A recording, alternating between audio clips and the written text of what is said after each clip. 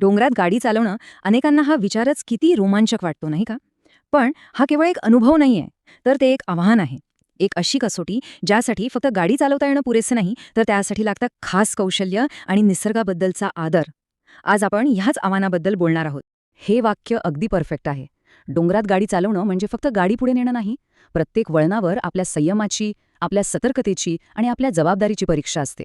ही गोष्ट सुरुवातीलाच मनावर बिंबवणं खूप गरजेचं आहे. मग ही परीक्षा नेमकी आहे तरी काय? विचार करा. अरुंद रस्ते, एका बाजूला डोंगर आणि दुसऱ्या बाजूला खोल दरी, अचानक येणारी धोकादायक वळणं. निसर्गाचं हेच रूप आपल्याला एक चालक म्हणून पारखत असतं. आणि ह्या परीक्षेत पास होण्यासाठीचा पहिला आणि सगळ्यात महत्त्वाचा नियम म्हणजे वेग आणि अवकाशावर संपूर्ण नियंत्रण. डोंगराळ भागात तुमचं सगळ्यात मोठं शस्त्र म्हणजे तुमच्या गाडीचा वेग, जो पूर्णपणे तुमच्या हातात असायला हवा. हे फक्त एक वाक्य नाहीये, हे एक कठोर सत्य आहे. सपाट रस्त्यावर झालेली चूक कदाचित आपल्याला सुधारण्याची संधी देईल, पण डोंगरात वेगाने केलेली एक चूक दुसरी संधी देत नाही. हे 3 नियम म्हणजे डोंगराळ ड्रायव्हिंगची जणू काही त्रिसूत्रीच आहे. प्रत्येक तीव्र वळणावर हॉर्न वाजून आपण समोरच्याला सावध करतो. ओव्हरटेक करणं तर शक्यतो टाळलेलंच बरं, कारण त्यात धोका खूप जास्त असतो. आणि हो, पुढच्या गाडीपासून नेहमीच एक सुरक्षित अंतर ठेवायचं. हे नियम पाळलेच पाहिजेत. आता डोंगरात गाडी चालवणं म्हणजे फक्त सरळ रस्ता नसतो. सतत चढ आणि उतार असतात. आणि ही एक वेगळीच कला आहे, ज्यासाठी तुम्हाला खास कौशल्य लागतं.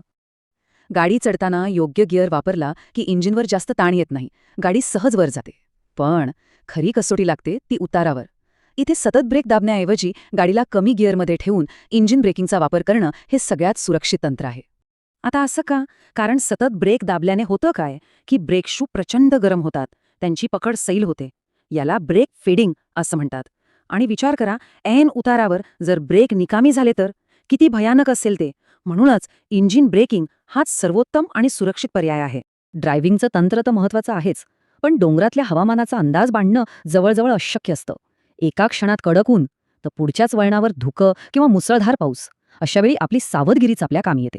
पावसामुळे रस्ते एकदम निसरडे होतात, दरडी कोसळण्याचा धोका निर्माण होतो आणि धुक्यामुळे तर समोरचं काही दिसेनासं होतं. हे धोके अचानक समोर येतात, त्यामुळे त्यासाठी आपण मानसिकदृष्ट्या तयार असलं पाहिजे.